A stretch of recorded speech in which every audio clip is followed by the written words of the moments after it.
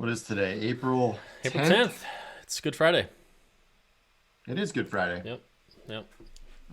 Do you have any Easter plans this weekend? I'm probably going to be watching church online like everybody else. I know that the church we go to is doing some special stuff for the kids, like pick up Easter Hmm? baskets and things like that. So we'll probably participate in those things. But otherwise, I usually look forward to Easter weekend. It's always a big, kind of family gathering, pictures and Easter baskets, egg hunts, and all that stuff. And not happening this year, but it's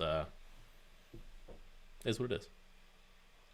Yeah, my church is actually doing the drive up thing Yeah. again. So I don't know if like our I don't know, state or governor or somebody like approved that or if they're going to be doing it different, but it's like a huge parking lot. They got a stage in the front and you just pull in your car, you tune it into the radio and you listen to it. It's pretty cool. We actually did it one time and then they did the no more than 5 people Right. stay at home orders thing and then they've been doing it online. So it's interesting to see even in that space, the churches staying alive. It's not about the building, it's about the people. We were all talking about that. You guys probably noticed a fresh face on this video here Yeah. that we should probably introduce. Yeah. I don't know. Oh no.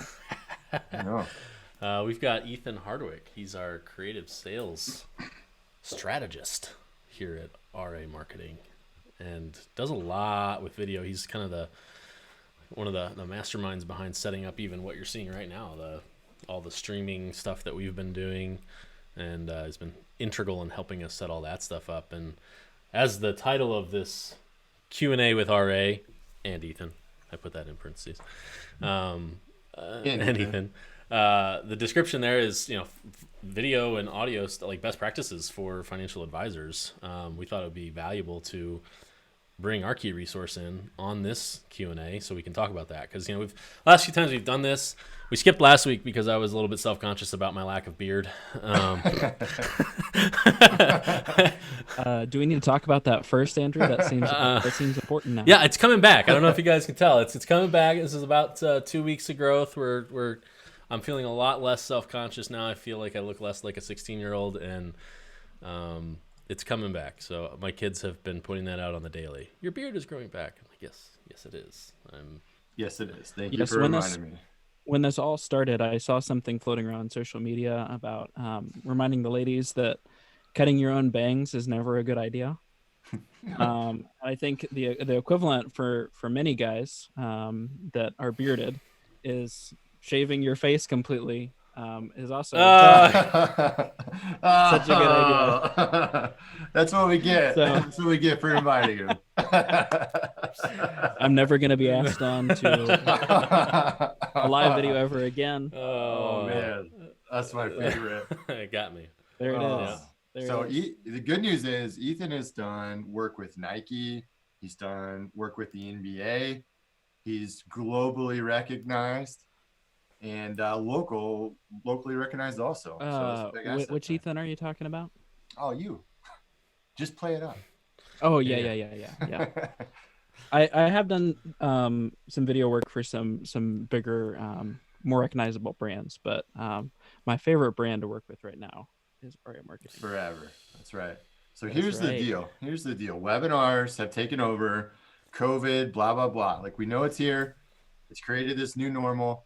But on all of our phone calls, one of the biggest things, I mean, we talk about it all the time. It's a huge asset for RAs. We have a full-time Ethan Hardwick. We have a full-time video asset, audio. You're really, you do a lot more than that. Obviously, you do some sales. You're on the phone, relationship management, that kind of stuff. But any video you've ever seen us produce, even these lives, it's all Ethan. I mean, he's editing it. All of our vlogs. Go to our YouTube channel, check out those vlogs. That's Ethan. So we've been really using you, and you've been using yourself as a huge asset. When you come in with these webinars, these advisors want to shoot their own content. We have a resource for that. Don't even worry. Don't stress about it because I'll get you on the phone with Ethan. We'll talk through some of the principles and best practices. And so we want this live to basically be that phone call. What would that look like? What are some tips? Just really, really easy, practical tips. We're not talking about your presentation and how to pitch yourself necessarily in this live. We're talking about logistics. How do you make yourself look good on video so that when we put it into the system and we start advertising for it, you get conversions and appointments. Yeah. I'll speak to that just Right. for a second too. I mean, this one of the things that we've found is that you kind of have to keep these videos short, right? I mean, you can't do your hour and a half long presentation, on a webinar, because you're going to lose attendees. So one of the things, and Ethan will speak to this a little bit, but one of the things that we've seen be incredibly important is keeping those videos shorter, between 30 and 45 minutes, I think. And some advisors say, well, how do I do that? I give so much content out in my normal seminar. I don't know if I can get it down that short. Well, what we found is, basically if you've covered, 4 points in the past, eliminate one and then de-emphasize another and focus on the two most valuable that you think, because you can always meet with these people later and give them the other information that you normally would have. But you want to give your most compelling information, those 2 or 3 really compelling points, and focus on those and keep the video short, because the attention span of the average American is pretty short as it is, even with valuable content. So if you don't have them in a location, in a room, you don't have the luxury of kind of keeping them there. They could just as easily log off. So keeping it short and sweet and to the point is crucial, and offering calls to action throughout. Yeah, that's what I was about to say. That's super important. Important too. But Ethan, what are they? One of the things that I think a lot of advisors are worried about is how do I adequately capture video, audio, all that stuff? What are we telling them? What are we talking about with these folks? So let's break it down, or Ethan, say some words and then we'll get into it. But I think we start with camera, audio, lighting, right? Are those the 3, Ethan, that you'd kind of talk through when we're coaching these people? Yeah. And part of that is equipment, and part of that is execution. I think a little bit of a misconception is that you have to have a super, super nice, like really pro setup to capture great video. Obviously, the things that Andrew and Richie, you guys just covered just now, is more on the content side. And ultimately, that's going to be the most important thing. Are you bringing something that a prospect's going to be interested in hearing, that's going to pique their interest? And a lot of that is about, whittling it down to the most crucial, most important message. So when we're producing a video here at RA, we're frequently asking ourselves, okay, this could be a 5-minute video, but can it be a 2-minute video and communicate all of the same things? If you see a 3-minute, YouTube video that we have, a lot of times, we've captured 9 or 10 or 12 minutes of footage and whittled it down to the most effective part of the message. And so it's pretty similar. It's like, how can you just take the tools and focus them to give the best outcome? So what I've tried to do, even just right now, as we're doing this live video, is I have a really, really nice camera here and, some really fancy, expensive lenses.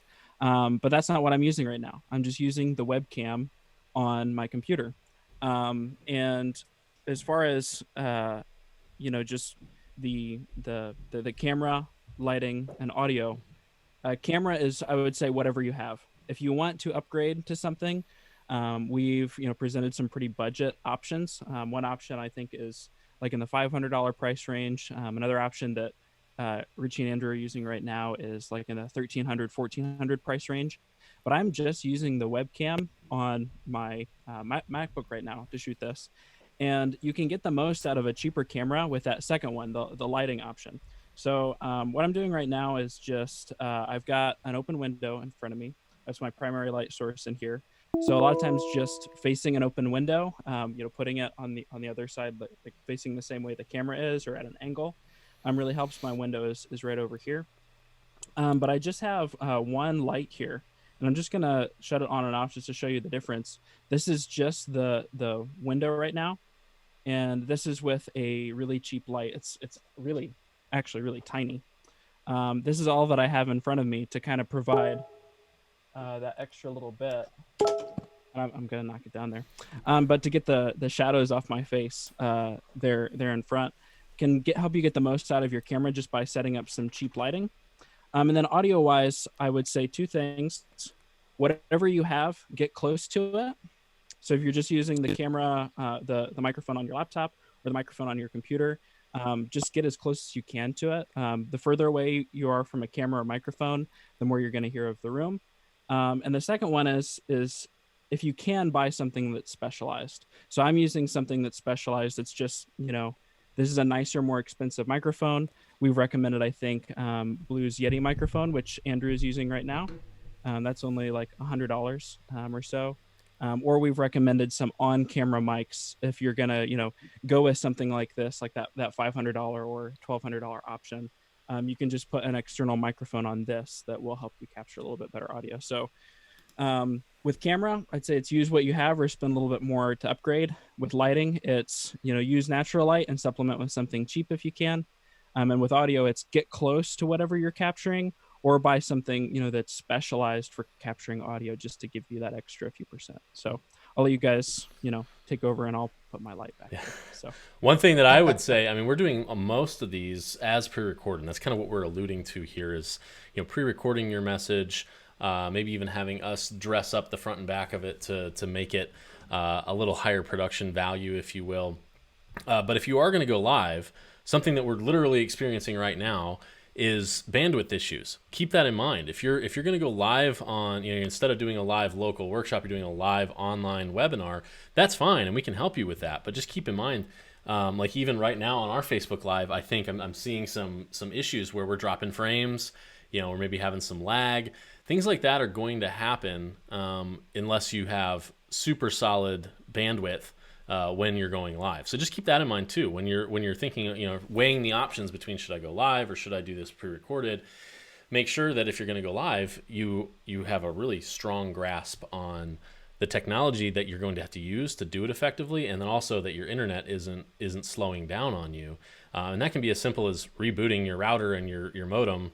A couple minutes before you're supposed to go live. I didn't do that earlier, so maybe that's a little lesson that I taught myself here. Because I'm seeing the red. You got the family watching Netflix upstairs. Right. If you're burning up your Netflix is bandwidth, rolling. you can have some lag issues for sure. So keep that in mind. If you're thinking about going live, again, we can help you with that. But if you're thinking those issues may be a real problem for you, consider going pre-recorded, because we can kind of treat those people like it is live. And I'll push you to go record it every time. I mean, if you're on the phone and you're kind of both ways, go record it. Just don't, I think for me, it's starting to kind of shape itself to where a live feels traditional. I think that's almost it's a safety net, because you're used to being live in front of an audience, and that feels very like familiar and normal. So when you think about recording it and putting it into a system, you feel a little bit disconnected with it. But I want to challenge you to start accepting technology in that way. Every single live we've been doing the last like 3 or 4 weeks has all been about like, you're going to get frustrated with this stuff, but don't let yourself. Right. Learn from it, adapt to it, get into it, evolve. That's what this is. So for me, the recording is, why would you not record it? It's so cool. Andrew, you and me are every Wednesday. No, last night was Thursday night. Usually it's Wednesday night. I do a date night with my wife. We'd like pick a different like craft or something. So last night we're doing this dumb blanket that you stitch it all the way up your arm, and then you stitch it onto this arm and back to this arm. It was just the most ridiculous thing, but I'm sitting there doing that, and we're getting texts from people running recorded seminars like, I just got an appointment, I just got another appointment, I just got an appointment. And then they're like sending us videos. That was one of the coolest videos I've gotten from Sean. Just he videos his family saying, thank you, we're all rooting for this is exciting. He's sitting at home, and I text him back and I'm like, wait a second, aren't you supposed to be at a library presenting like right now? Or, but it's recorded. It's the new thing. Like, why just record it and don't deal with the tech issues, but get the exact same result, the exact same system. Yeah. That's good stuff. I mean, so basically, what you're going to hear from RA is record is the way to go. Most of the time, in some cases, we can obviously do it live. But like Ethan said, there's some key features. Use what you have, but use it effectively. If you want to upgrade and you want to spend some money on gear that will help you stand apart, we can definitely help you with some recommendations there. There's a little bit of a learning curve, but I think with our help, with Ethan's help, we can help you out with that if that's something that you really want to take your recordings, take your take that all that stuff to the next level. And I think that you're gonna find that this is a really cool new way to market, even beyond the COVID era. Bree just put in the comments too. If you're watching this on Facebook, look in the comments. There's a download there with Ethan's equipment recommendations, and it's broken out into a good, better, best. Some of them, unfortunately, are not available. Like if you click on that cam link, good luck finding that on Amazon. Yeah. Yeah, that's the big one right now because I talked about using your webcam versus using a nice camera. If you get a nice camera like this, you can always record straight to it, just like straight to the SD card. What Richie and Andrew are doing right now that we've had the capability to do for a long time is take a nice camera like this and hook it up to your computer like it's a webcam. That one particular piece of technology, because of the COVID era, just like toilet paper or bidets or whatever else that's out of stock right now, it's out of stock. So we're testing some alternatives. I think I'm actually going to get one of those here in a couple days. That would be an alternative for that. But that's another reason why we're saying pre-recorded, is because some of the tech to be able to do live well, it's going out of stock because everyone's trying to do the same things or trying to adapt in the same ways. Yeah, I think that's As far as go ahead, Rich. as far as what it should look like, because I get that question a lot too. Should I just be like on my phone? Should it just be like face to camera? Am I holding the workbook? Am I, let me speak to what I would say, and then you guys chime in with what you think, what you've seen, and that kind of stuff. But I think, again, make the tech the least stressful part of this whole thing. Just really lower that. Don't be intimidated by that. Just get in front of Zoom. I mean, Zoom, you can add. There's a free option. Just get yourself in front of Zoom, maybe upgrade your camera to a Logitech or something like that, like a plug-in webcam, and then go face to screen, introduce yourself, and then share your screen. It'll make you a little picture in that bottom, and then the big picture is the presentation. Go through the presentation. If you want to come back full screen every now and then, do that. Practice with your keys. There are shortcut keys in Zoom. Practice those so you could just go click full screen, click share. That way you're not fumbling with clicks and making it boring and giving people a reason to click off, frankly. Yeah. Just some best practices there. Make it easy and then give it over to us. And then, like I said, Ethan can do his magic if he needs to, kind of button up a bookend on it, maybe some music or whatever, and then it's live. So don't stress about that stuff. Yeah, I mean, that's I kind of see there's two recording options, or actually probably three. You can do straight voiceover, and then we can marry that with your presentation. That's probably the most basic option. I mean, you can record voiceover on almost anything these days. Your phone, your computer, right in PowerPoint in some cases. I mean, there are options to do that in a really simple format.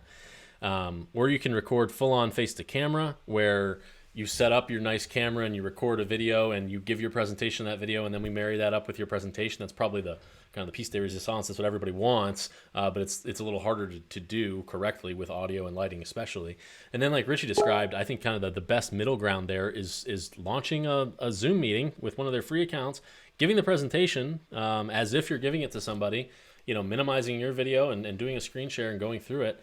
I think that's kind of the best of both worlds, because you do get some of that face-to-camera interaction that you're looking for, but the file sizes are smaller, the editing work is lower, you don't have to worry quite as much about audio and video quality. I mean, you still should concern yourself with those things, but it's not as big of a focus. And so I think those are really the three ways that you can do this most effectively. And those are the three formats that we've worked in so far, and found all of them to be suitable and workable. Yeah, I think there's a little bit of an element of done is better than great. Like, if it's good and it's finished, we're talking about some detail things here, and I wanted to present some details that are small and you can implement quickly so that you can get it done. Like, we're not asking you to have the best, highest production value thing.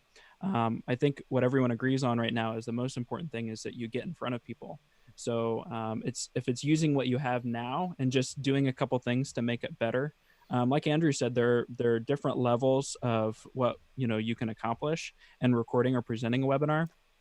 Ultimately, it's whatever you feel comfortable with, because if you do something that's fairly basic, but it's done and it's putting you in front of people, that's great. And then we can help you make it better, and we can help you even take it to the best. But at the end of the day, some of it is just like, if it's good and done, that's probably better than stressing out about all of the details. Yep. Perfection is the mother of procrastination, right? I mean, it's everybody thinks, oh, it's got to be perfect, and we want it to be as good as possible. But like Ethan said, don't lose sleep over it. Just get a good is better than perfect most of the time, because you actually do. What did you say about a cactus earlier or something? What was that? Well, and that's a good point. It kind of brings us to kind of the outro of this whole thing. we've seen a lot of advisors adopting this, and they're kind of on that bleeding edge right now. But the bleeding edge is healing quickly. I mean, they've chosen to hug that cactus and get poked a little bit, learning this all with us and utilizing these platforms. But we've kind of pulled all the needles off of that little jewel right now, and it's turning into a well-oiled machine. And so now when people go up to tackle the cactus, it's not going to hurt near as bad. You still have that learning curve. You still have to, adopt and adapt to a new process. But it's working well. I mean, we're getting appointments as a result of these things. We're seeing business being written as a result of these things. So really pretty excited about the future of webinar marketing. Of course, we all want to be able to go back to traditional seminars, and that will happen. But I don't think this is going anywhere. I think this will be always an option. Be something that we can always implement into our marketing strategies for the long run. This isn't going anywhere. It's exciting, actually. I mean, it's really exciting. It's opened up new territories. People are getting aggressive. They're starting to get excited. We're over that hump of this is all brand new. Because it can hurt when you like, you know what? 3 days ago, my youngest son, who's almost 3, stepped on a cactus in my backyard. And it was like the most blood curdling screams ever. And we couldn't even, we had to pin him down, and he's screaming. We're pulling those things out, but now he's fine. Everything's just fine. So you went through it a little bit. Everything is just fine. Adapt to it, run these things, meet with people. We're getting appointments out of these things that you guys need, and people frankly need to meet with you. So get it going. Yeah, absolutely. Yeah. Well, all right, guys. I think that's it for today's Q&A with RA and Ethan. And Ethan, thank you, man, for being here. R and A and E. That's time. right. So yeah, absolutely. This is kind of a fun last minute decision. We were just talking about, hey, what should we say today? What should we cover today? And it was like, you know what? Let's bring Ethan on. Let's try to do this. And so we had to set up some stuff and run kind of a new format. But I think this was fun. This was valuable. And we look forward to the future where we can bring on Ethan again, or maybe other people on the team. We can start interviewing somebody every time. That's kind of cool. Yeah, we can kind of expand this Q&A with RA into a larger, more well-rounded series, if you will. Use us. Use what we have. Use Ethan. I don't know of any other, options that have a full-time video that can help you through all this kind of stuff with no fee. So utilize what we have. Get in there and run these programs. But happy Easter to everybody. Help out. Yeah, absolutely. All right, guys. We'll see you on the next one. All right.